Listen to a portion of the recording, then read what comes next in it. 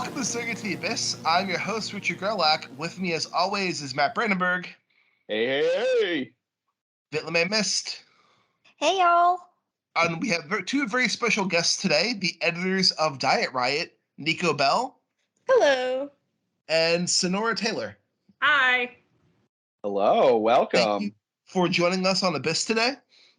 Yeah, thanks for having us. Yes, thank you. It's great. Oh, it's no problem at all. It's good to have another anthology out there in the world, especially with a concept like Diet Riot. Oh, thank you. Yeah, we're excited to put it out there. Yeah, this is awesome. It's coming out, this week, right? Yeah, Tuesday, June 21st. Although it's actually, as of today, June 18th, already available on Godless. And it's funny because we're recording now, but then when this comes out in the future, it'll already be out. It's like this. All right, so when you hear this, it will be available at all major retailers in ebook and paperback. Perfect. And look for the amazing cover. I love that cover. Oh, it's a really great cover. Mm-hmm. Yeah, that was done by an artist named Tori Celeste. She's also known as Vicky Be Wicked, but lately she's been under Tori Celeste because she's getting more into illustration and oil painting. But I would highly recommend checking out her website where she has paintings for sale. Nice. Perfect. Mm-hmm. And just so our audience is aware, Diet Riot is a horror anthology focused on body positivity. Yeah, on fat positivity for sure. We have 12 stories. They're all horror, and they range from all sorts of really interesting, fun, spooky stories. So I think there's something in there that everyone can enjoy. Oh, totally. We'll get most into definitely. what. Yeah, I was very, and we'll get into the actual stories. But just say I read the roller derby one, and I was very excited because I love roller derby. Yeah, that's a great one for sure. And then before we dive into Diet Riot, we like to kind of give a weekly recommendation or rundown, or sometimes maybe a weekly thrashing of some media we've enjoyed, good, bad, ugly, everywhere in between. I recently have started reading a book that I almost finished in one day, which is Letters from Hades by Jeffery Thomas. Ooh. And I've had like Jeffery Thomas's stuff on my Kindle for a while, and this is the first time I pulled the trigger to dive in. And this book is literally a character who, at the start of the story, has committed suicide and is in hell. And the rest of the story is just their journey through hell, and then inadvertently sparking a war between angels and demons by freeing a demon that he had sympathy upon. Oh. And it's written from like a man writing diary entries. So it's like day 5, then it goes back to day 1, then it goes day 40. It's just him just writing his journey as he explores hell and enters in different areas. And it's just interesting. He's created an interesting landscape for hell. And he kind of mishmashed theologies together to make this really interesting, like, theological background to it, too. It's neither pro nor anti-religion. It's just this really interesting concept of how he kind of put hell together for the story.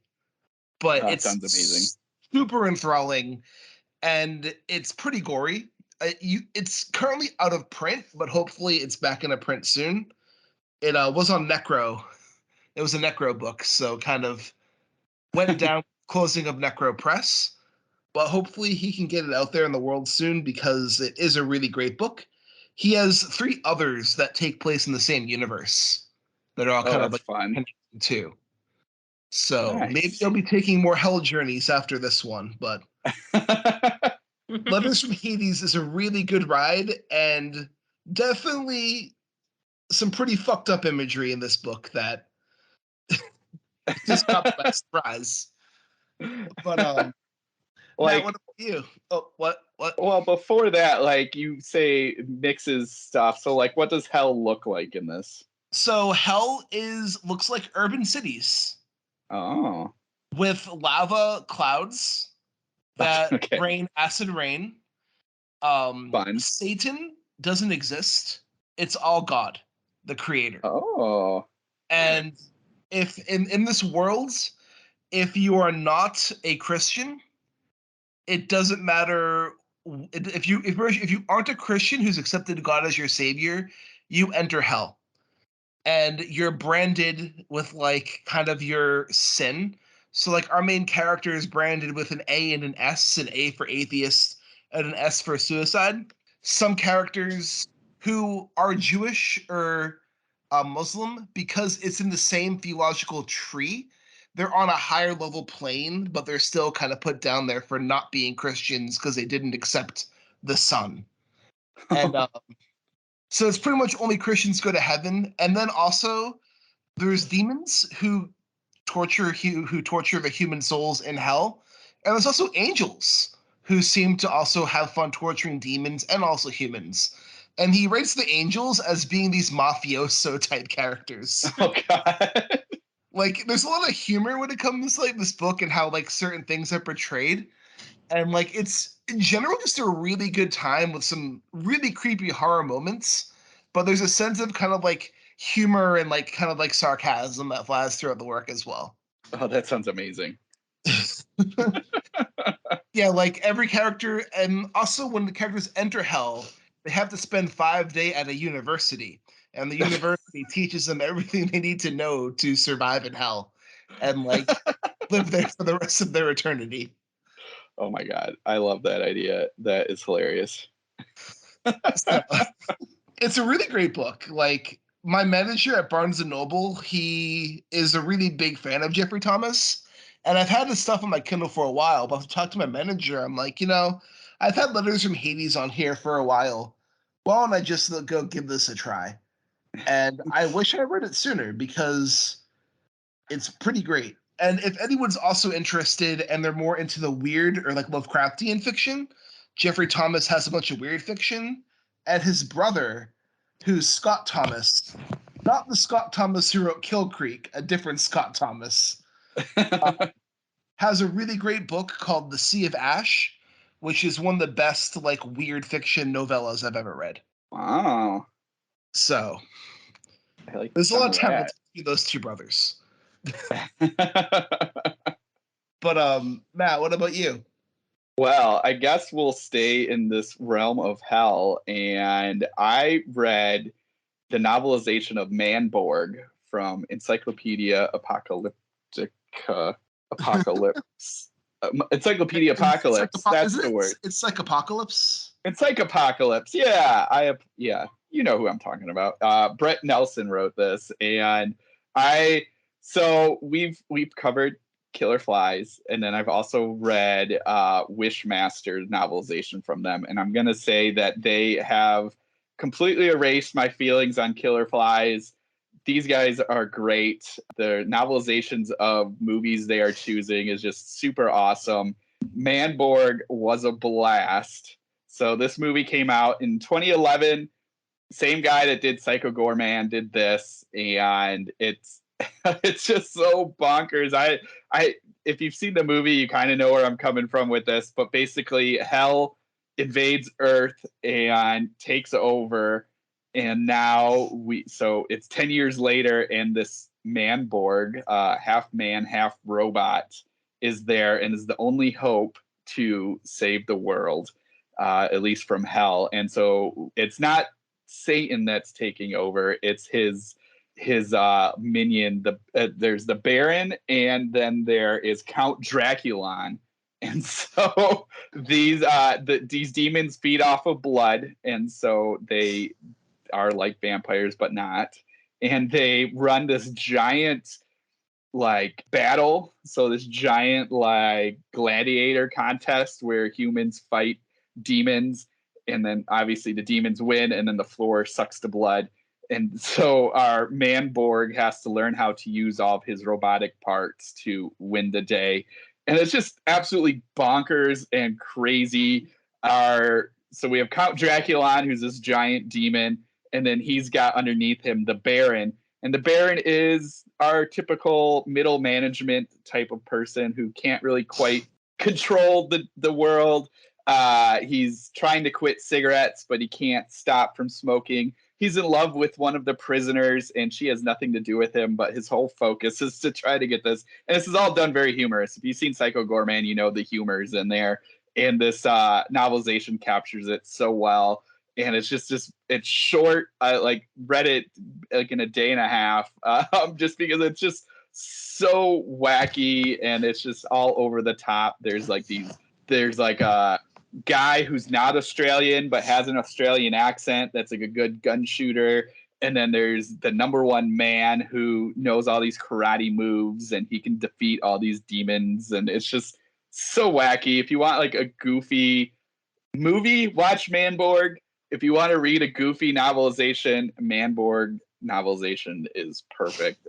It was just a blast. So I love what they're doing. I know they're putting out more novelizations, or at least trying to get access to more movies. And so I'm hoping they do get some good ones. And then they're also just putting out some really cool stuff. And they've totally redeemed themselves, and I love them, and I will buy whatever they put out. So what you're saying here, if you want a good time, you gotta get some Borg in your man. Yes, just a little bit. You might need some Borg. You might need some robotic parts stuffed in you and be happy. I'm gonna go into the kitchen and put a spork in me. Oh yeah, I'm telling you, that's what you need. It will fill you up and satisfy you all night. 100%. I know I was.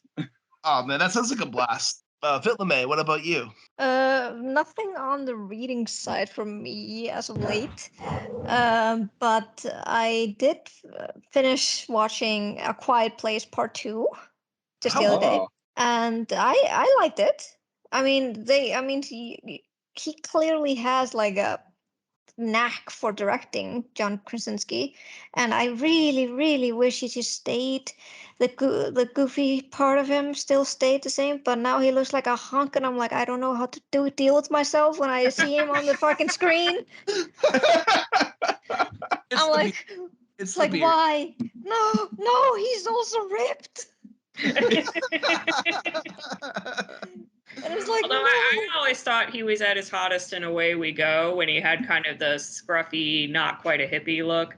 Oh yeah, I get that. Yeah. Yeah, but he has like a brief appearance in part 2 as a ghost. No. It's just like a flashback. Yeah, it's actually a flashback to how it began, basically. Okay. Like how the aliens arrived. It was really vague though, and as much as I loved that, like the beginning was really good. It was super intense. It has a lot of great like cinematography. I still feel like you could have just put that in the first movie though. because we kind of know, and it's like in the first movie we wanted to know why this was happening, but we were just kind of thrust into the like, oh yeah, there are monsters here and we have to keep quiet. And we're like, oh, okay, we'll deal with that then. How long was part 2? Not long. Maybe that's why they put it in. Yeah, maybe. I think it was 1.5 hours. I think. Oh yeah, they're talking about doing a third one. I mean, I not to like sound like that person, but I honestly was fine with just one of them. But I was curious what people thought of the second one. Yeah, well, in like as much as I enjoyed part 2, I still am of the belief that they should have just left it with just the first movie. Yeah. I need to see part 2, but like part of what's keeping me from it is my experience for A Quiet Place Part 1 was seeing it in the theater in China, where the ASL subtitles were all in Chinese. Like, I literally had to figure out what was going on in the movie through context cues. And, like, that was super engaging, and like I loved it. And I feel, I don't know, I feel like it's gonna lose something for me with the subtitles. The thing is with part 2 is that like the story kind of splinters into 2. So you're dealing with the mom, like Emily Blunt. She's plays a mom, and then the deaf girl, I can't remember her name, like in the movie she's called Reagan, I think. She kind of goes off on her own because they know now how to not necessarily kill the creatures, but they know how to like subjugate them. And and she kind of just goes off on her own and like, I have the solution. I'm gonna go. I don't know how to kill. And I'm like, you Makes just kind of perfect like, sense. yeah, I was like, maybe not. And and it splinters into that. Like she goes off on her own, and Cillian Murphy, he is there. I think that's his name. The guy from Peaky Blinders. Yep. Yeah, it's Killian with the hard C. Oh, Killian. Okay, Yeah. Makes sense. I'm very familiar with him, and he was one of the only reasons I wanted to see it. He's okay. That's very fair. He's okay in the movie. But yeah, it was like, and it was like basically, just her and Killian going to save the day, I guess. While Emily Blunt stayed at another place with her son and the newborn baby, and she was like, and she realized like, oh, the oxygen tank is low. I gotta go run for more. And it's just basically her kind of defend this place that they're staying at. So I was like, but basically, it's basically two storylines if you think about it. Why did they need an oxygen tank? To keep the baby from screaming. They're keeping the baby sedated. Oh, that's something. All right. Because they probably thought, they heard probably the complaints, because that was actually one of my complaints from part 1. It's like, why the fuck would you bring a baby into this world when they are searching for sounds and babies, they are just screaming machines? I'm going to guess they really didn't have a choice if there wasn't any birth control around. That was my thought, that they didn't intend to have a baby. They're also in a situation where can't really do much except, and they're like, our daughter can't hear, so it's all right. She won't hear what we're doing. Yeah, so I think they probably tried to figure out some kind of solution to quiet the child. And it was like, we're going to... Well, I remember in the first movie, the solution was they put her in like a soundproof drawer. Yeah. They keep, they actually, they continue with that, but they added the oxygen tank above it and put, let her have the oxygen, because otherwise she would just, suffocate inside that. I saw Seinfeld. I know what happens when you sleep in drawers. So God. I mean I enjoyed the dread was there, and I really like how the monsters just unabashedly just attack people without you noticing. You're like, shit. Especially the beginning, that was basically that. I was like, oh, they're coming, I don't know when, and then suddenly bam, you're like, oh shit, okay. Oh my God. Yeah, I mean, it has problems. I mean, a lot of I think there's no perfect movie except for Back to the Future, but that's another tale. Yeah. So, and then my husband and I, we decided to watch The Bubble yesterday. Oh, is that the Judd Apatow Netflix movie? Yes, it is. That movie is bonkers. I just watched it with no expectation. I had no idea what this movie was about. And what kind of threw me off, of course, because this is kind of in this era, and they're dealing with the pandemic. And it's about this kind of movie. I think they're kind of making fun of me. I would think like Jurassic Park meets Fast and the Furious, because it's like a long like movie series, and they're like, oh, we're gonna make Cliff Beast 6, and I'm like, really? Okay. And and they're filming it in like a desolate, like somewhere in the English countryside, and there's like this huge hotel that they're staying at, and they have to do all of these procedures, to keep like health and safety procedures. Like when they arrive at the hotel, they have to get like tested and then go into 14-day quarantine in their hotel rooms, and it was kind of funny to see how they coped with that. And there are a lot of great actors in this movie. The Key is there from Key and Peele. Oh, nice. And I can't remember the name of the British comedian, but he's like from Pakistan, I think. But he's also funny as well. He is supposed to be the comic relief. And then there's Pedro Pascal. He's there too, which I found hilarious. He basically was playing like a version of Robert Downey Jr. and David Duchovny mashed into one. Nice. Where he's like this guy who's like a seasoned veteran actor who takes his roles way too seriously, and he's into really much of hard drugs and sex. And he's just walking around the hotel, just asking anyone, "Hey, you want to have sex with me?" And oh my gosh. And who also is there? Like they're like I think Judd Apatow's daughter. She's in it as well. His wife's in it too. I'm looking at the cast right now. Yeah, but she's like in a really short scene. But yeah, there's a lot. There's like a lot of great actors in it, and and David Duchovny's actually in this as well. Oh, that's funny. Kind of funny that he was like, "Are you not seeing the comparison, my man?"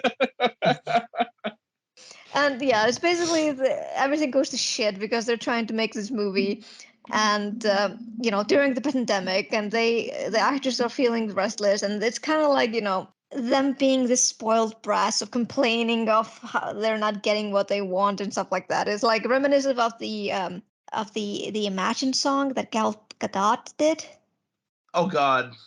Yeah, they have like a similar scene there, but instead of Gal Gadot singing Imagine, they have Beck coming like on a Zoom call, and he's like singing Ladies Night, I think. And they were just dancing around. It's just like everything is so weird and so stupid, and it's not hilarious. But there were some scenes there that got a few laughs out of me. But it was so funny, like how this is supposed to be like this happens now, and I usually don't. I try to stay away from anything that comes with the pandemic because I was like, I'm watching this to escape the fucking thing, not to be in it again. And but yeah, they made really fun of it. Like they made fun of the producer always whenever they went on a call with the Zoom call with the producer. She was always in another country just having fun while they were stuck in the hotel. Nice. Yeah, it was kind of funny. It was like first she was in Austria skiing, and then suddenly she was in like Africa, and then she went to Fiji. And it was like, oh, it was the only place, and she could give like they were the only place that were open. Oh my gosh. So yeah, it was. I would at least tell people to check it out just for the weird lulls.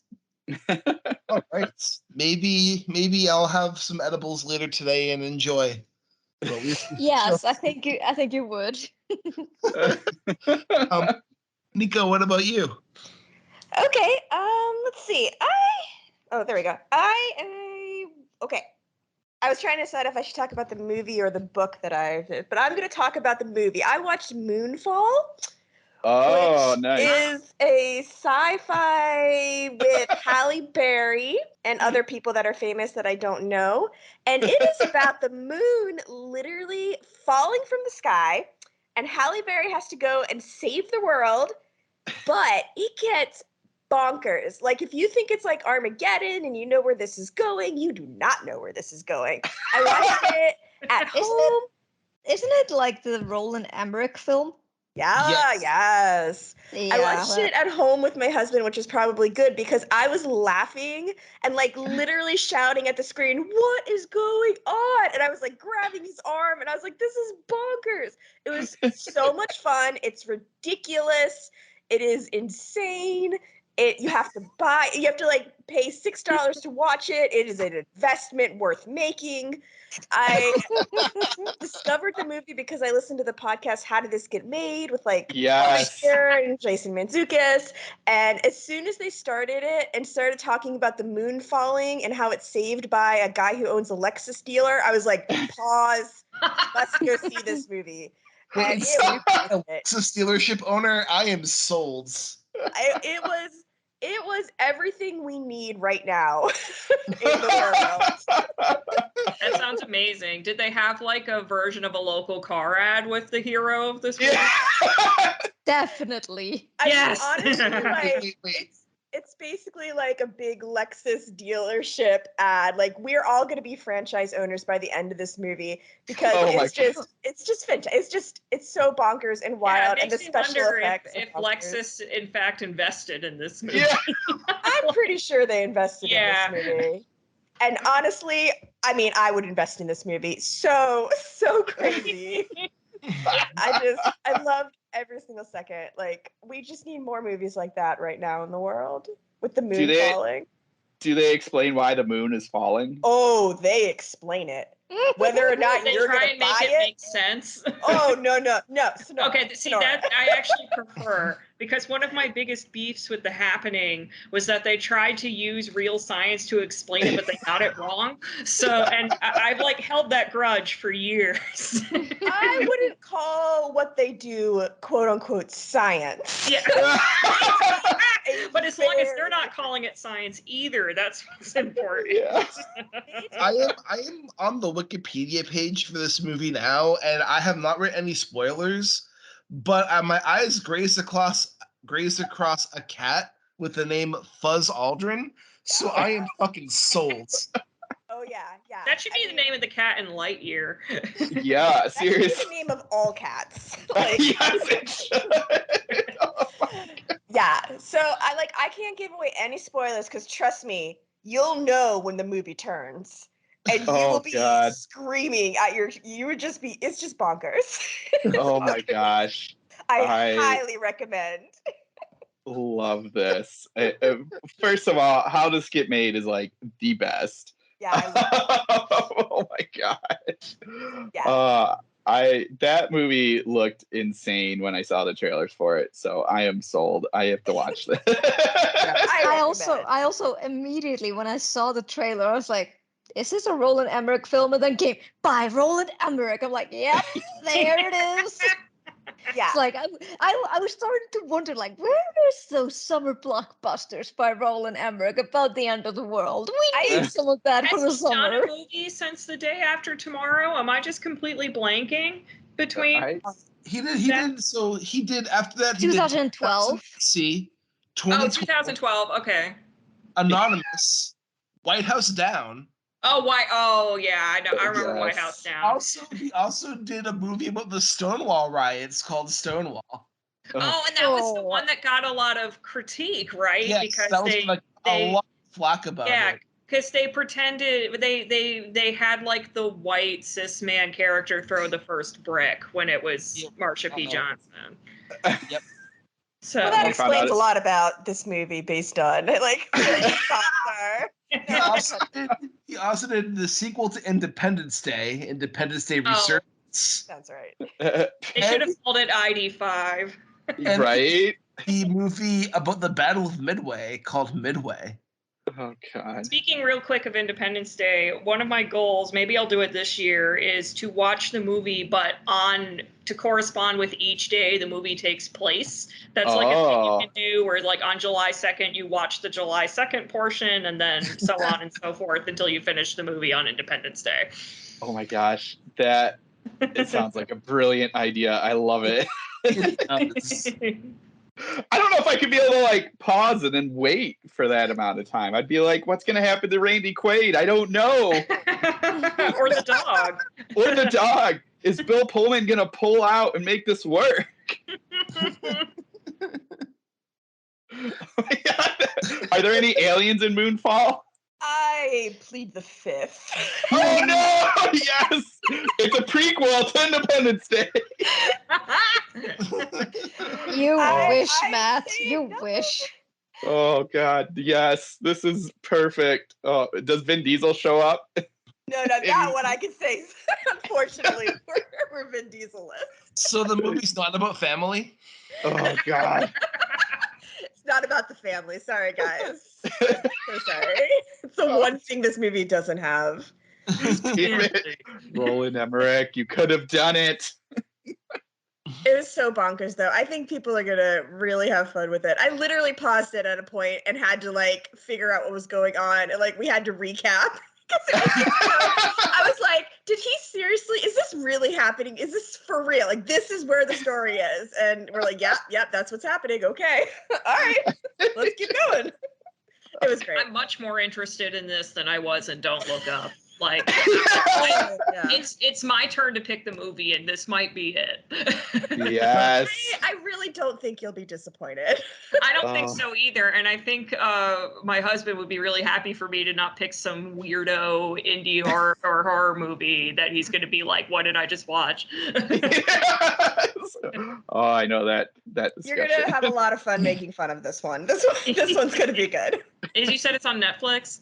No, you have to rent it from Amazon Prime for $6. Okay. Although it might be free by now, I don't know. Bargain bin Prime. $6 to rent. Yeah. You might as well just buy it because you're gonna watch it more than once. Oh my gosh, I wish I bought it.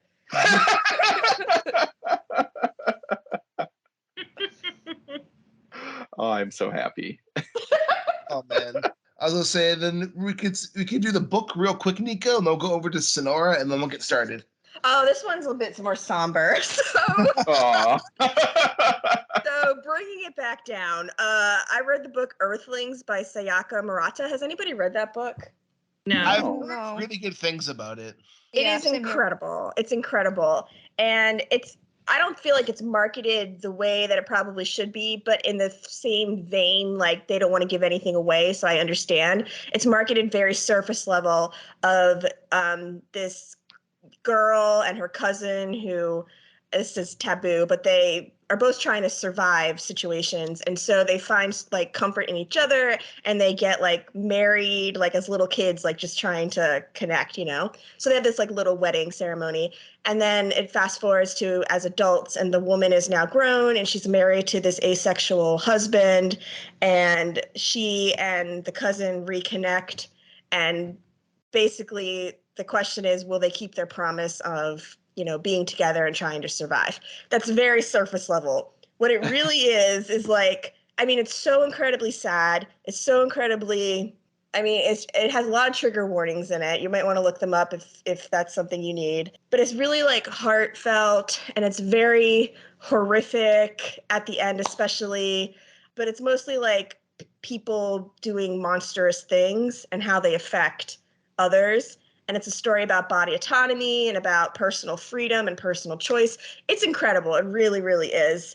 I don't think it will be for everyone. It's very literary, and it's classified as like a horror, but I would consider it more like literary fiction that just so happens to have horrific things happen.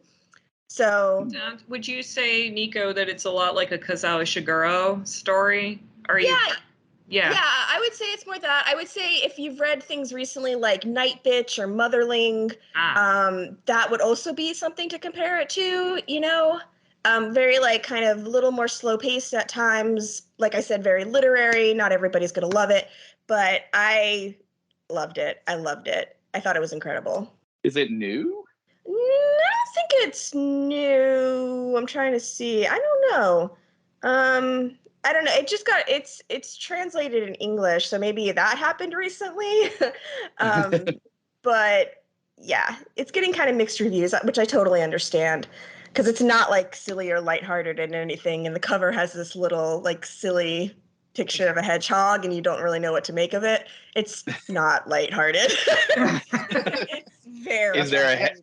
Is there a hedgehog in it? There is, yes. Oh, okay. Well, then, but yeah, I'm sold. yeah, trigger warnings, definitely trigger warnings. So, yeah, not like Nightfall at all. And Sonora, what about you? Well, if anyone's been following me on Twitter, it's no secret how much I love Barry. And so I would highly recommend season 3 of, or just all of Barry in general. But if you haven't gotten to season 3 yet, you know, what better time to start? It's one of those shows, for anyone who's not familiar, it's a show on HBO starring Bill Hader as an assassin who wants to become an actor. And it has built from that premise from season 1 to kind of really move through what he's going through mentally to continue this career, and how it's both a salve and a trigger for his PTSD. It also is a really interesting examination of the way he deals with father figures, with both characters named Fuchs and Kuso, played by I'm forgetting his name now, Stephen Root and Henry Winkler, respectively. Nice. And it's also been very interesting seeing how he and his girlfriend have been affected by this descent. And it's a really good send-up of Hollywood. It's a really good send-up of violence in American culture. What criminals are doing. It's a really excellent show. I highly recommend it. Season 3 is probably the darkest season. Like, there isn't as much comedy as there was in the first and second one, but that's to be expected because it has been a slow and steady mental spiral on the part of the main character, a character who is already broken. So I would definitely recommend that one. Yeah, I have not watched it, but like you've said, I've heard tons of good things, and that might be my next show. Yeah, and I mean, the whole thing's on HBO Max. If you stream it, it's 8 episodes per season, and each episode is half an hour long. So it's really easy to catch up on. But there's just so much in those 30 minutes, and it's just really, yeah, it's an excellent show. Yeah, that sounds awesome. I've heard nothing but great things about it. Yeah, like I can't name anything wrong with it. It's so good. It's so good. Like it's my favorite current show on TV right now. Awesome. And it did get renewed for a 4th season, so you'll want to. Really? That'll be interesting. Yeah, I love that show as well. So I'm interested to see what happens. This one was really dark, like you said. Yes. This season got really dark. Yeah, it's like, oh wow, can it get darker? And I know it can, so I'm curious what. Yeah, exactly.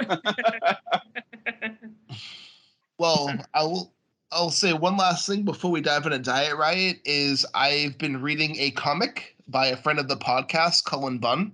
Oh, nice. Oh, yes. He's actually coming. I think he's coming to Scares That Care in July, if I can plug that. Oh, yeah. He's great. I am reading his Godzilla versus Power Rangers comic. Awesome. Oh, my goodness. That sounds amazing. Oh, my gosh. Which just basically sounds like Pacific Rim, but more fun. Right. Yes. I am down for that. Yes, me too. It's pretty much the Power Rangers get caught into a multi-universal portal that sends them in the middle of a Godzilla battle. Yes. Oh, Cullen Bunn. Of course, he's like, I'm going to mash these two together. It'll be great. That sounds incredible. I actually just read a mashup of, it's called Harley and Ivy Meet Betty and Veronica. Yeah. Oh, it's so awesome. I love that, like, they can do that. That's great. Yeah, like, it's like, okay, sure. Why not?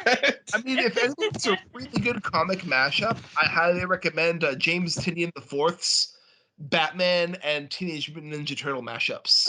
Oh. That sounds great, too. Yes. They are. All of it, yes. They're so great.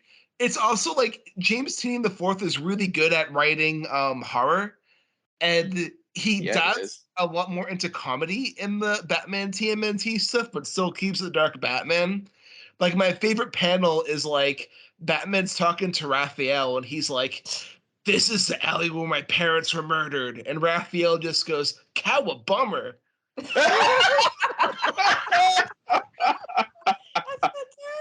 Oh, my God. That is perfect. That's like, you don't even get dialogue that good in any of the new Batman movies. No. Oh, God. That is perfect. Like, it works because it fits both characters perfectly, and it's like, this is just great. Like, this is everything you promised me it would be. For real, yeah. On board. All right. Well, let's turn the page and head over to some body positivity. Yeah. Diet Riot. And each of us picked 3 stories to read and kind of discuss with you guys for the podcast. And since Matt has a hard stop in like 15 minutes, I think Matt should go first. Yeah. That I appreciate that. Thank you. So I read, and I'll just announce all 3 of them, and then we can go through them. I did Christy Nogel's Waterfall, and then I did The Floor is Lava, which is our roller derby one by Nikki Arlay.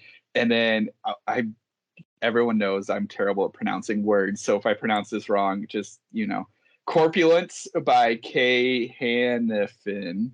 That's Casey Loesner who did. Oh wait, did I write it wrong? Sorry, Casey. Yeah, that's the one. Sorry, I'm reading my notes wrong. So So I read all these, and I'm a big fan of Christy Nogel's. Balua is amazing. A lot of her short stories I've read were great, and so I was excited to see her name on here. And Waterfall, I love that, and I think, Nico, you had mentioned that there's so many different stories in here. And so just like right off the bat, this one, out of the 3 I read, this one's like the weird one, which fits with what Christy does. And I just, this concept basically of this waterfall that will give you, whatever you want kind of thing. And our main character decides to want to see the world as it is. I just love that concept, because what she sees is just really the world is what it is, and it's just this horrifying thing, and she can't lose it, or like if she doesn't, like I don't want to spoil it, but like I love this idea, and and again pulling into the weirdness of it and what she does with like, oh, well, you want to see what the world is really like, here's what everybody is. So fantastic story. I'm just going to burn through and then I'll have my questions. But Floor is Lava, like I said, is our roller derby story in which we follow a group, 2 teams that go up onto a hilltop after a bout to watch the meteors. And the meteors, or meteor storm, I should say, and it's a cemetery, of course, because it's fun to have something up there like a cemetery, and the meteors start to crash and turn the ground into lava with we'll say some bugs involved in there. And much like the wonderful game and TV show on Netflix, the floor literally is lava now, and they have to escape. And it's just a ton of fun. I'm glad I picked this one because just seeing the title, I was like, yes, I'm on board. I am watching that stupid show on Netflix. It's a blast. So anything with Floor is Lava is going to be fun.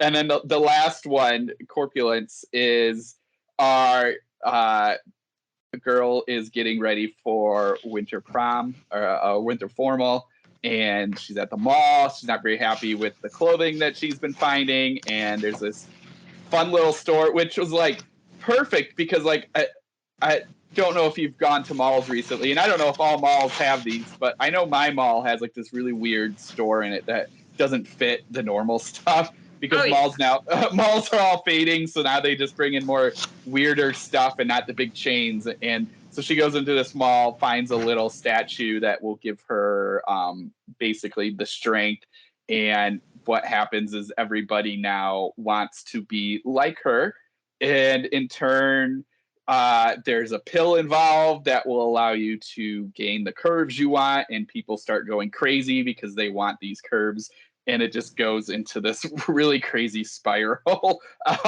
from there. That one was a lot of fun. I did find it interesting that, and this isn't spoiling it too much, but zombies get involved in there. So I was like, whoa, we got zombies now. This is crazy. But yeah, so those are the 3 I picked, and I loved them all. I think out of the 3, it's a tough call if I were to pick one I liked, but I think the Floor is Lava just because I like roller derby and I like Floor is Lava. So, and we'll probably ask these questions, but I feel like I can start out like, what maybe was your because like I know what the call was for, but as you were reading, kind of what were you guys looking for?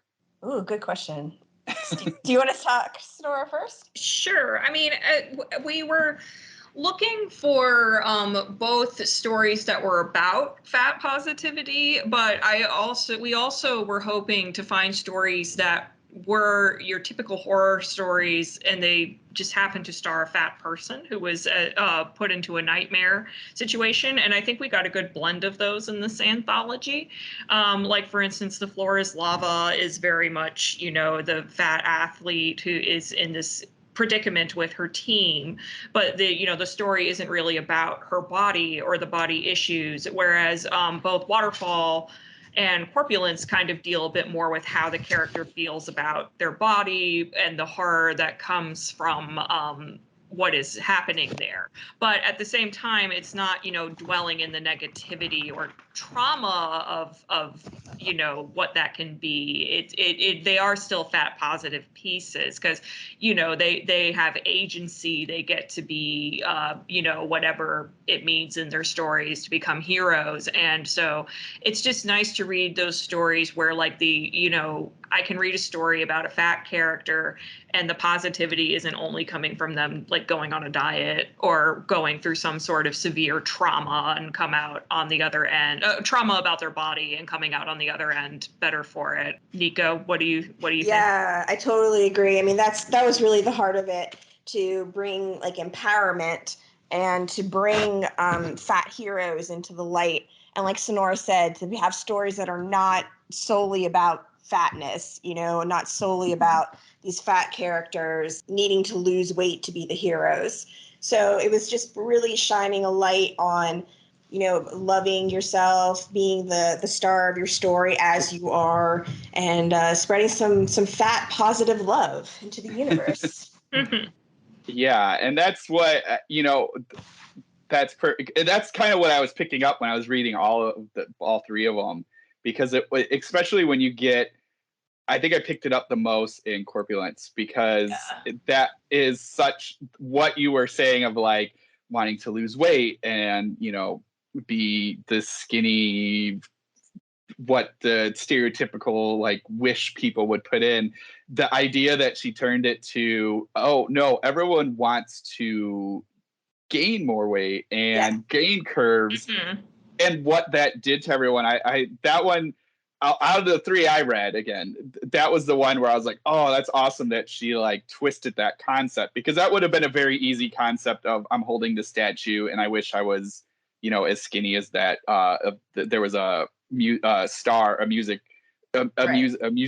the name was like Neo or something like that, and I apologize if that wasn't it, but there's a musician that everyone was following and our main character was following, and before finding a statue, it was like this, she was a skinny person, pictures of bikinis at beaches, and our main character was like, oh, well, I feel like the stress isn't working and I see all this. And so anyway, the stereotype, or the cliche would have been, I wish I was as skinny as her. So I appreciate that she twisted that and made it into something crazy, like, because the people turned crazy in the story. So it's like, but that idea, I thought that was, like, a really cool way to twist it and make a new kind of horror story with that. And even with the Waterfall one, I thought I liked, like I said, she wants to see people as they are. It's because at the beginning, she sees the popular girls and the main popular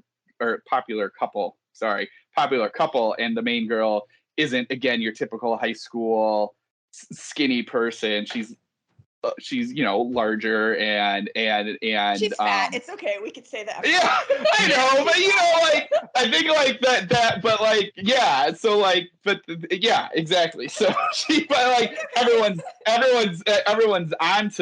like loving her, and then you realize, like, oh, well, it was the Waterfall that she wished that everyone just loved her, or she wished she was popular. Can't remember the exact wording, but the idea is that everyone fawned over her, and that's where our main character was like, oh, wait, this is different, but then she takes it, and I love the way Christy takes it. But yeah, I saw that in there and I loved it, and again, I think that's was a cool concept because again, not like I knew what you were going for, obviously seeing the call and seeing the title. And so I was interested just to see where these stories, how they would play out. And I'm happy to see the way they played out because it was all very unique and done in a really cool way.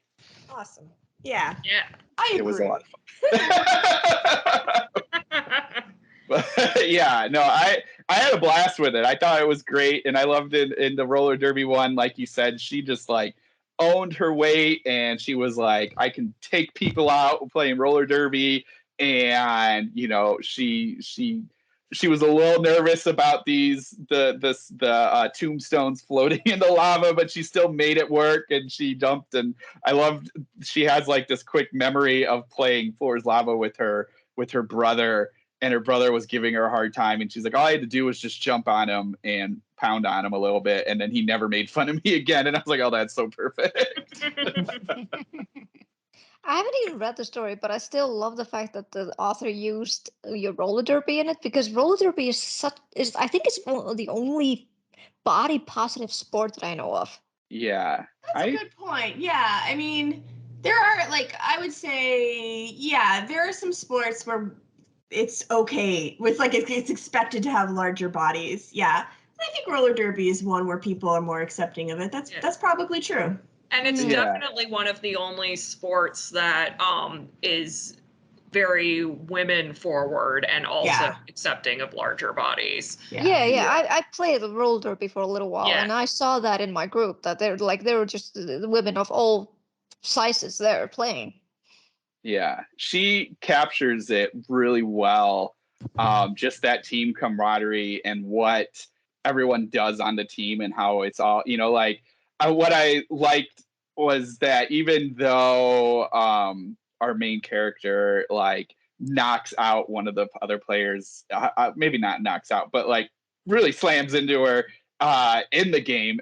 Throughout the story, they end up kind of like falling in love with each other. And so I was like, oh, you know, which I appreciate because that's the one thing I always see when I'm like at the bouts and everything is like, you know, they might be hardcore on each other while they're skating, but after everyone seems really cool together. So I appreciate it. She was pulling some light into roller derby. Yeah, for sure. So I'm going to head out, but this was awesome. I loved it. For everyone listening, pick up Diet Riot. It's a blast. I love the 3 stories I read, and I'm really excited to hear what the others say, which I will listen to when I edit. So, but thanks for coming on. Oh, thank you. You go enjoy your pre-Father's Day activities, Matt. Yes. I will. Thank you. Vilme, would you do your stories next? Yeah, sure. I know I did. I think it's called Cinderella and Her Demon Godmother by Stephanie Rabeck. Yes. And I also took Neon Afterglow by Roxy Voorhees. And then I chose Fluffers by... Oh, yay. Does he pronounce it Diebuth? Or Diebuth? Yes. Diebuth? Okay. Yep. Yeah, so I chose those 3. And starting with Stephanie's story, because you chose that as the opener. Yes. And was the reason why you chose that as the opener was to give this kind of like a good feeling throughout the anthology? Yeah, I mean, I think Stephanie's story really, I mean, I think any of the stories could have started. We actually had a really hard time picking which one to start with. But I really love that Stephanie's is kind of quirky and really positive and just fun, you know, and we just wanted to have that feeling throughout. Yeah, that's definitely what I got when I was reading it. It's like, this is a fun, cute little story with a little horror element sprinkled in between. Yeah. I can see it like being adapted like Bad Omens, basically. This is how I got the sensation when I was reading it. It's like Neil Gaiman, but with a little bit of horror sprinkled onto it. That sounds awesome. I'm sure Stephanie would love that as well. Yeah, because it's a, like you said, it's a quirky little thing. It's about this demon who is, has this job of she's a summon demon. So if someone summons her, she's like, okay, I have to go up on Earth and do my stuff for them. And usually, as a demon, they want the humans or the mortals to do really bad things so they can have their souls and stuff. But then she realizes that the one who summoned her is, I think she was 16 years old. Yeah, teenager. Yeah. Yeah. She was like a 16-year-old girl. And she's like, you can see that she has like the hesitation. Like, I don't really want to bring a 16-year-old to hell. Like, she still has her whole life ahead of her. Yeah, Like, she can make a lot of huge, big mistakes afterwards. So I'm just gonna drive her away from this and just give her the choice, because this is what I love about with Satanism, is that you usually have the choice. It's like they're not pressuring you. It's just you have to be the one who has to make the choice, and it's all about you. And I love that about them. She didn't pressure her into anything. She actually gave her a little bit of hints to the character, like, yeah, this is the reason why you summoned me. So they didn't really have any ill will towards this. He was just being a jerk. So basically, the reason the girl summons her is because I think it was someone had taken a picture of her and was distributing it on. Yeah, he was filming her and he was distributing it online. Mm-hmm. So so it was just this kind of a jerk Jake Logan stupidity there. And instead of making her like feel miserable, the demon, she's just like, oh, I'm just gonna take you out for a nice little fun night out. Like, gives her a really beautiful dress, and they go out to this place and they ate cheesecake, and I was like, man, I want to be there. That's what I really loved about this story, is that it's not quite like what you expect from the demon. The demon has great characterization. I feel like we all want to be that demon's BFF, and but there's still horror in it, and there's still a really incredible, empowering message to it. And I think Stephanie, she's just a brilliant writer. I mean, I love all of her stuff. So I feel like she really did a fantastic job of getting fat positivity and making characters that are memorable, and making a plot that I think will bring joy and fun and, that horror, kind of fun horrorness to it as well. So I think she did a great job. Yeah, she definitely did that with the fat, with the body positivity, in which the demon herself is also fat. Yeah. And the character, like the girl who summoned her, she actually asked her when she goes, like, puts on the dress, and she can basically wear whatever. She can basically alter her like appearances in whatever way she wants. She asked her, like, why didn't you become skinny? And she's like, girl, I don't need that. Yeah. Like, it's like, I feel comfortable enough in my own skin that I don't need it. And I was like, that's good. Yeah. I thought it was a lot of fun as well. I hope people enjoy it, and I hope they like it as the beginner, and hopefully we'll suck them into the rest of the stories. I enjoyed it, especially because you were, like I said, it has this horror sprinkle to it, and at the end you were kind of wondering, like, where is the horror? And Stephanie actually managed to bring it at the end. Oh yeah. When she, like, when the demon godmother, I guess we can just call her that. She's just like, her name is Lucinda. Lucinda. She's like, I mean, I'm glad that she went well, but I kind of wanted to do a little specific blood splattering thing, so I'm just gonna do that. She's still a demon, Yeah. This is what I love. She's still a demon. She still has quotas to meet and things like that. So yeah. So I like that. I like that she brought this type of horror back into it, because I love demons being ambiguous. They're not completely evil or not completely good. You know what I mean? Yeah. But at the same time, they're like, I mean, shrugs. I'm a demon. I'm gonna kill stuff. Oh, for sure. Yeah. So I think there was a great balance of that in this. And my favorite story of the one that of the three stories that I picked was Roxy Voorhees' story, Neon Afterglow. Yeah. Because she hits. This is basically a historical fiction if you think about it. Yeah, hers is definitely different than any other one in the anthology. I think Sonora, you could probably agree with that too, right? It gave me a lot of Cronenberg vibes, which is one of the things I really loved about it. And I liked a lot of body horror. Yeah, and I liked the historical aspect, and I liked, the imagery and just how unique it was. Yeah, if I had just recently learned that about the fact that during the AIDS catastrophe during that time with the gay men, that they were basically shunned and then left over and basically treated like lepers. Yeah. But then I discovered that it was the lesbians who were actually doing all of the care for them. Yeah. And I love the fact that Roxy put that in the story, because a lot of people don't know that. Yeah, no, I mean, I think that she did a great job of combining like historical elements to just like a really poignant, lyrical, kind of poetic story, Yes, like that's how I see it. The prose was really good. It reminded me a little bit of Eric LaRocca's style of writing. Oh, Yeah. yeah. Mm-hmm. It's like a lot of lyrical prose, a lot of vivid imagery that she was using, a lot of great descriptors. Yeah, I mean, it was beautiful to read. I hope people find that experience as well. Yeah, it was really, really good. And like I said, it has a lot of like body horror Cronenberg-esque vibes to it, especially at the end. And I just really liked how it was kind of like an open ending. Yeah, I would agree. Yeah. Which It was I think really is really, yeah. it was a really ambiguous ending, so it was really kind of like up to the reader how they would interpret it. And that's one of the stories that I really like, to leave it a little bit ambiguous. Yeah, and like I said, hers is different than any other one in the anthology, with that sort of really kind of poetic vibe to it and that historical element to it.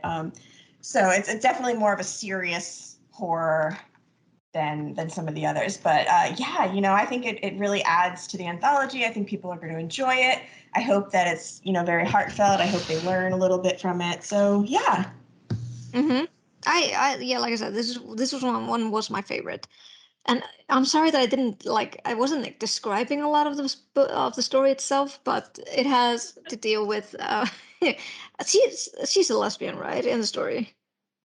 Yeah, and she's queer. I don't know if I can't remember. Is she a lesbian or is she just I can't remember. I believe she's a lesbian. I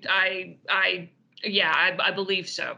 Okay. Yeah, yes. So she is a lesbian who is kind of like taking care of the people of the gay men who are suffering from AIDS. Yeah. But then she kind of discovers that in the hospital where she's doing all the volunteer work, is that suddenly the gay men are kind of like dropping dead like flies, and no one knows why.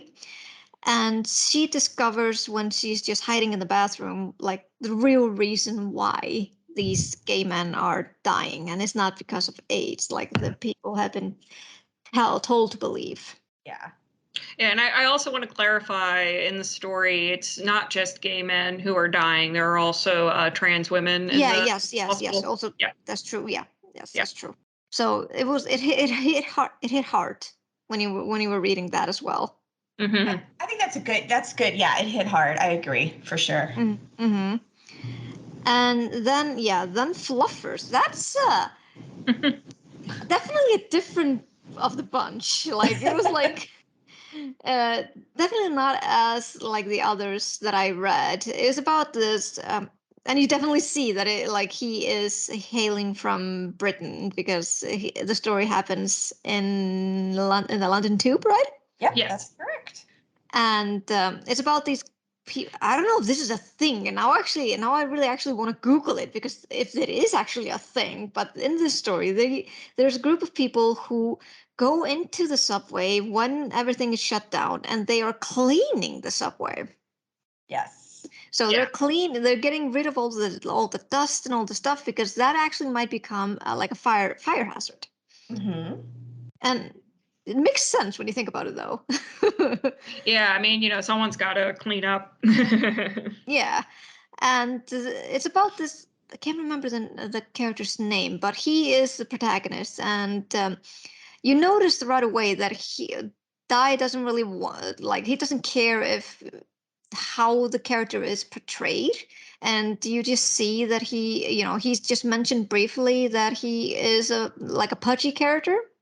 Yeah, that's actually this is one of the ones that I really love, because it's very brief. mentioned. Yeah. And Yeah. I think really it's brief. like something like thick thighs, I think is like the reference or something similar to Yeah. that. Yeah, and he like yeah. wiggles his butt at his Yes. friend, you know. Yeah, And I then think- it just moves on. Yeah. Yeah, Which that's which it. I loved. Yeah, and it's just like, yeah, exactly. It's just like, oh, there's this sadness, and you're like, then you don't need to worry about anything like that, or you don't need to overanalyze it or anything like that. Right. But he discovers while he is cleaning, he discovers like a camera there and some ripped material within the cracks of the subway tunnels. And he managed to get the SD card out of the camera and wants to look through it in case someone lost it. Like if a tourist had lost it, it's always a good thing to bring it to him so they don't lose the memories, which I really like because I would have been devastated if I lost my camera with all my memories. Sure. And then when he discovers a video there, and there's something in the tunnels that people can't really explain how. I'm not gonna spoil anything, but it was interesting. Yeah, it was fun, right? Did you enjoy it? Was it a fun ride for you? Because that's how I felt it was. I mean, I enjoyed it, and I also like the fact that he went with a different kind of creature than what I expected. Yeah, for sure. But I felt like it would have been a lot more better. This is just my feeling about it. That if the character was experiencing it by himself, like firsthand, but because this feels like a secondhand thing because he's experiencing it just through the video. Sure, yeah. So yeah, so if he wants to like expand on the story, this probably will be a great story, like a great novella that is just bound to happen. Oh yeah, I mean, I think that's totally valid feedback for it. I think that it would be incredible to expand it and to get more from his point of view. Yeah, that would be great.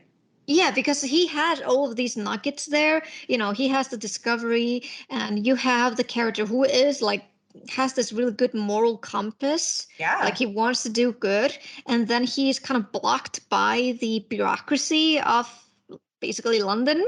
Yeah. And how they kind of want to like sweep it under the rug. Yeah. So he has all the components for it, and if he's listening and if he values my feedback, I definitely encourage him to expand on it. You're like, Dot, you gotta write this in novella. Yeah, I think it would be pretty good. I agree. So yeah, these are the three that I enjoyed, and my favorite one was definitely Neon Afterglow because the prose, the historical aspect, the vivid Cronenberg imagery. It's like, damn. Yeah, for sure. I agree. What about you, Rich? Those other ones out. So I read the three I picked up, where I make sure I get the names right, and I apologize if I pronounce any of them wrong. I read Blue Hair by Marshila Rockwell. Yep. Yes. Then I followed that up with Like a Thief in the Night by Kay Hanifan. Yeah.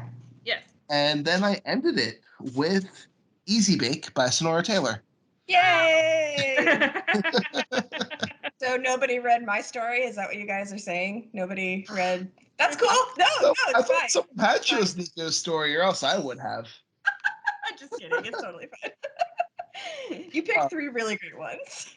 So I will say, like, my one question is just, Sonora, did you watch a lot of the British Bake Off during quarantine?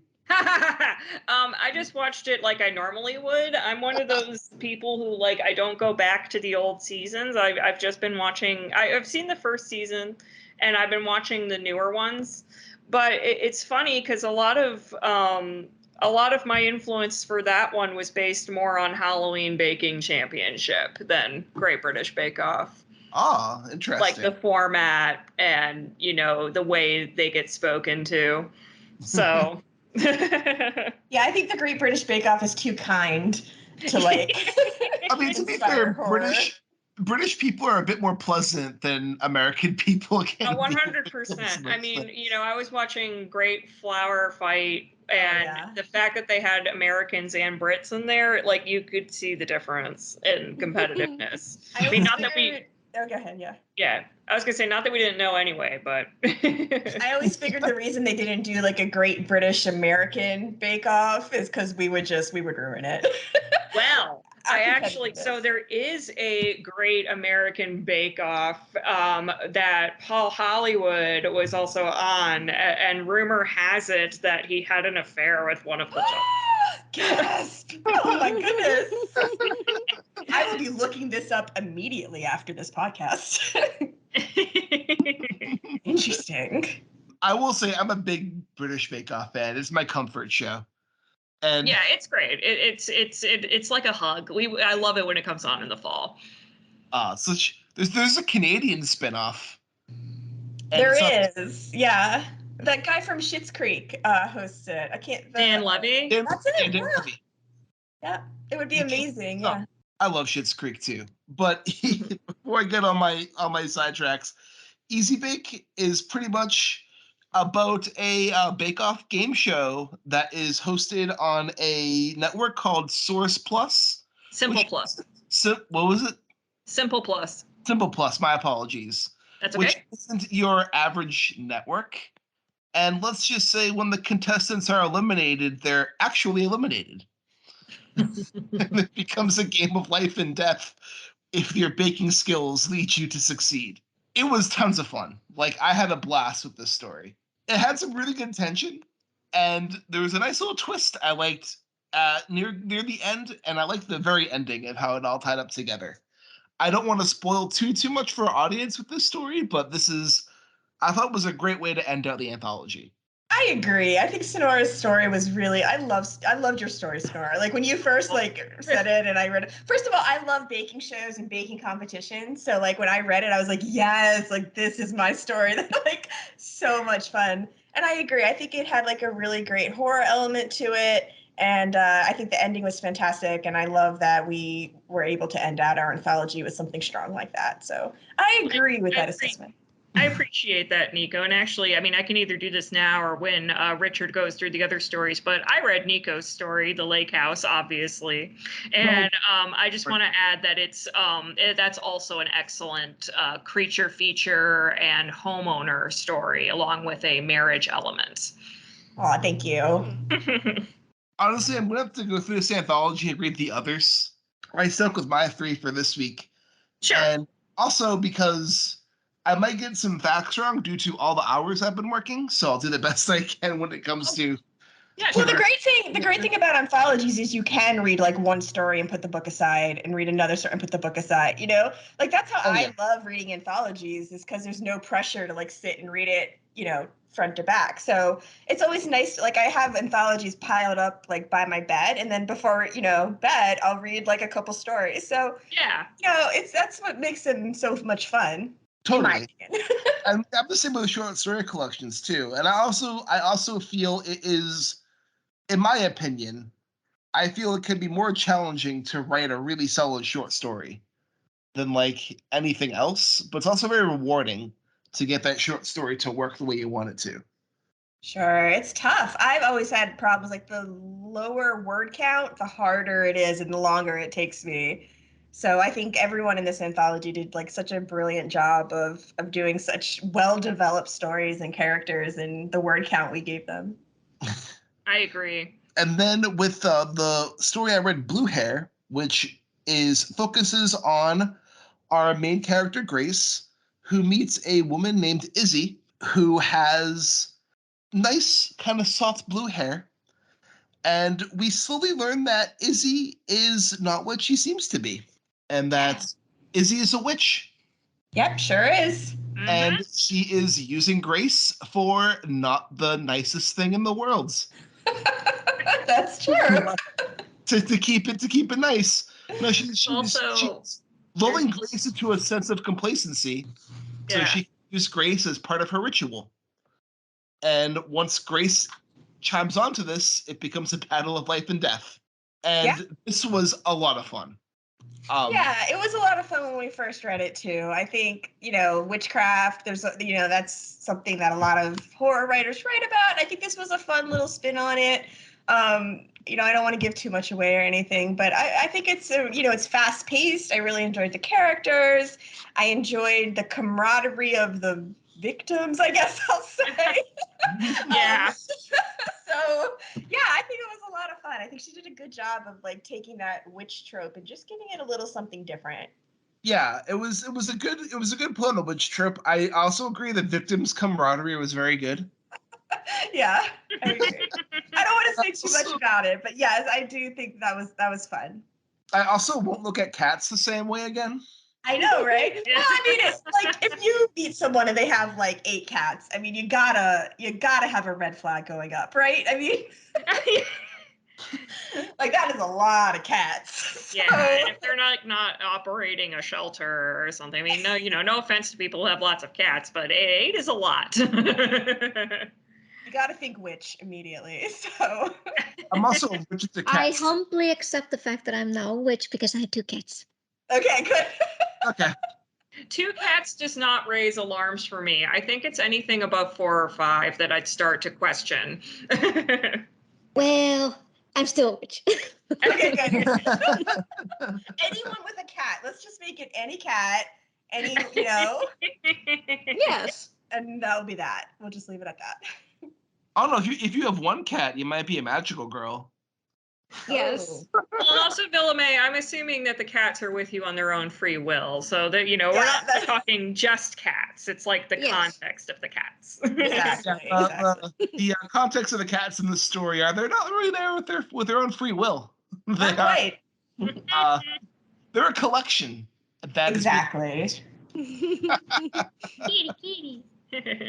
Poor cats. And the last one I looked at, which was why am I forgetting the names right now? Like A Thief in the Night. This was a really great play, great like twist on the gentleman thief type story. Yeah. I really liked how this one played into the body positivity aspect of the anthology. I mean, they all do, but I thought this one was great because the character uses their fatness to succeed in their mission. Like, it helps them blend in. It helps them be less suspicious. They're also very nimble, and people don't realize how effective this person really is. But they're sent to a museum to steal an artifact, and let's just say it might involve the devil. It may or may not involve. Who's to say? No, it ends up involving the devil, and it gets into a lot of our characters' past, as well as the present with her wife, and how she's trying to do everything to steal this object. Her objective may change depending on what this object is, and how she gets out of it alive so she can see her wife again. I love the ending to this one so much. Oh, yeah, it was a lot of fun. I like the reveal of the it's not so surprising, but I liked how they dealt with the antagonist being the devil pretty much. Yeah, it was fun. I like how that was weaved in there. This is another one that's really unique to it because it definitely has like a crime thriller vibe to it and obviously horror elements to it. But like you said, it's like a heist type story, So that makes it also very unique to this anthology. It's one of its kind. The only one like it. I was waiting for the horror element to kick in because this is like a crime thriller story, and then once like the devil got involved, I was like, oh shit, okay, I know what's going on now. Yeah. But no, this was a lot of fun. Like, one thing I will say with the 3 stories I read is they were tons of fun. And I also kind of feel bad for Vitlame again, because just like the last anthology we covered, at least she was just one like depressing story. But like last time we did an anthology, Vitlame chose like all the traumatic stories to cover. Yep. This was a nice break from that. Okay. And I was actually a little bit apprehensive of I was going to choose your story, Nico, but I was like, no, wait, I'm probably going to get traumatized by that, so maybe not. Mine is like a creature feature. You picked the most traumatizing story in the anthology to read. I know. Only a traumatic story in the anthology. But that's one of the things we liked about this call, especially for fat positive stories, but also just the horror we were looking for. I mean, I read traumatic horror, I read sad horror. There's always a place for it. I also enjoy horror that, is less somber, is more fun or quick paced, or, more kind of like, I'm going to give a shout out to Hampton Yount, who's a comedian I really like, and most recently he's been the voice of the New Crow on Mystery Science Theater 3000, and he described like two types perfectly when he was describing two shows, because he was saying that one of the reasons he liked Tales from the Crypt so much is that it's just like bonkers horror, whereas Twilight Zone tried to teach you lessons. Yeah. Tales from the Crypt is you're a werewolf, fuck you. Yeah. Yes. I totally get that's that. the type of horror, I like that a lot too. Like I don't always need like the grip of, I like stuff that's just, insane or, and so I like that. I like that these stories could provide that. Yeah. One thing I have to say too is like, especially when I talk about horror, like I love a lot of horror stories that give you a good gut punch at the end. And I think like a short story is really great for that nice, like, ooh, that feels bad, man type of mentality when it comes to horror. And I like how this was a lot more lighthearted. Yeah. Although the stories do pack a punch, like the ending to Sonora's story I felt was very fitting for how it all came together. Yeah. And that had a nice little punch at the end, I felt. But like I really like how this is much more like a positive or uplifting collection of stories than your typical kind of horror anthology or horror short story collection. Well, thank you. I hope other people find enjoyment in it as well. And I also think like body positivity is a good route to go to, especially in horror, when a lot of people kind of lean into a lot of the fat phobia aspect of horror. Yes. And I mean, like, sometimes it feels kind of silly. Like, Stephen King falls guilty to lots of fat phobia in his stories. Yeah. But even Basically me, all the time. as like a fat person, I tend to find his kind of funny because they're so exaggerated that it's like you have no idea what you're writing about right now, do you? Yeah. It's like I think it was like in It, like one of the characters is like 230 pounds, and Stephen King is like he's morbidly obese. I'm just like no. Yeah, It's like for the record, if anyone's seen a full body photo of me, I weigh 230 pounds, and I'm 5'4". So Yeah. It's like I feel like in horror, a lot of people really fall into the like fat phobic tropes, and it's nice to see kind of more diversity, but also kind of stories that take a twist on that and show more body positive aspects. And I think like there's a place that's needed for that within our genre. Yeah, and I mean, one of the reasons Nico and I collaborated on this project is because we still see that fat phobia in so much horror fiction and fiction in general, but just, we'll be reading a book and then there it is, right there, like a line or something. I mean, the most common one I run into is fatness being used as a code for a character being bad. Usually it's, combined with some level of disgust you're supposed to feel for the character. And it's just a lot of times, every time, but it's so unnecessary, especially because usually these characters have enough bad things about them without also being fat. So, it's like, it almost becomes lazy shorthand for this character is bad. And, one of the reasons we have that is because in turn, even when you don't have fat phobia in the story, we still have stories that are largely thin protagonists or by default, or, and so, what we just wanted with this collection was to deliberately include fat protagonists or at least fat anti-heroes. We made it a point to say in the call that like you can have an anti-hero that's fat, just don't have their fatness be the thing that makes them a villain, So Yeah, no, I think this is really good route to go with the anthology. Besides that too, like again, what I read was really fun. And sometimes, like, you need a good, fun horror story. Yeah. Like, I think a lot of people used to horror being this nihilistic, brutal, sad, but, like, horror is many things. You can kind of fit horror everywhere. Yeah, I It's mean, very subtle genre. You think of camp, you think of like even like some of the slasher movies, like they you know they're and just think even the creature features, like there does need to be an element of fun there, or it just becomes depressing. So I mean, compared to the story that we read last week, this was a great palate cleanser. Well, I'm glad you all enjoyed it. And if you don't mind, I just quickly want to give a shout out to the two other stories in the anthology. There's The Red Dots in the Window by Judith Farron, which is a haunted house story combined with a babysitter narrative. And there's also A Curious Garden by E.E.W. Christman. And they wrote a tale about a fat camp gone wrong. Ooh. Oh. So yeah, just doing the full gamut of the stories. You know, we mentioned The Lake House by Nico Bell as well, and that one was really good. I liked that one a lot. Nice. It'd be like if Guillermo del Toro wrote a marriage story. I'll take that. But I want to thank both of you for coming on and promoting this anthology. I'm really excited for this to get out in the world. Mm-hmm. Yeah. Same. I'm excited to see the reactions people have from it. I think it's going to get a lot of really good reviews. At least I hope. If not, I'm going to hunt those people down and be like, you don't know good taste. I'll call for Thank you.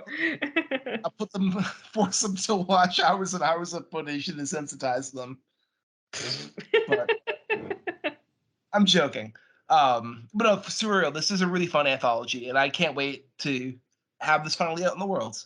Yeah, But- I'm really excited. It comes out on, well, I guess by the time this airs, it will already be out. It will. You can get it on Amazon. Will it be available on other places as well, or is it mostly Yes. just on box?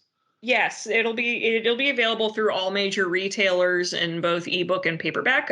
Some just quick places you can find it is Amazon, Kobo, Apple, Google Play, Nook, and in paperback you can search on IndieBound and find it at your favorite local bookstore. You could also go to bookshop.org to find it. So yeah, it's going to be kind of all over the place, and it's also going to be on the independent horror site Godless, available as an ebook, and it's $1 less there than it is at the other retailers. Awesome. Nice. And just for our listeners, Nico, where can our listeners get in touch with you? So my website is nicobellfiction.com, and then you can find me on Twitter, Instagram, or TikTok at nicobellfiction. Perfect. And Sonora? You can find me at sonorataylor.com. I'm also on Twitter a lot as at Sonora Writes, and I'm on Instagram as at Sonora Taylor. And even though I'm trying to be better about using it for Bookstagram, I mostly post food. So. And also, do either of you have any other like solo books coming that you like to promote, or because this is mostly a Diet Riot thing? But if you want to plug anything else, feel free to plug something now. Sure. I have my latest book, Beyond the Creek, which is a creature feature oculate book that you can get on Amazon or Godless. And my most recent release came out in October 2021. It's a short story collection called Someone to Share My Nightmares, which are all a blend of romance and horror. My next projects coming up are all short stories and anthologies. One hasn't been announced yet, but the two coming up sooner. I have a story in The Avarice coming from D&T Publishing in August, and Nico Bell is in that with me. I am. Yes, and I think it actually got bumped up to August from October, so August is going to be a busy month. But I also have a story in Chromophobia coming from Strange House Press called Eat Your Colors. Nice. I love the last anthology they did, so I'm excited for this one. That one was Not All Monsters, right? Yes. Yeah. Awesome. I'll keep my eye out for those. And Vitlame, where can listeners get in touch with you? They can get in touch with me on Twitter at VitlameS. Perfect. They can also get in touch with me on Twitter at Rudy53088. And also be sure to give Abyss a follow with @IntoStaring. And be sure to rate, review our podcast on the different platforms that you listen to us on, so that way we can spread the Abyss around until we consume all. And this is Richard Nowak saying, keep staring.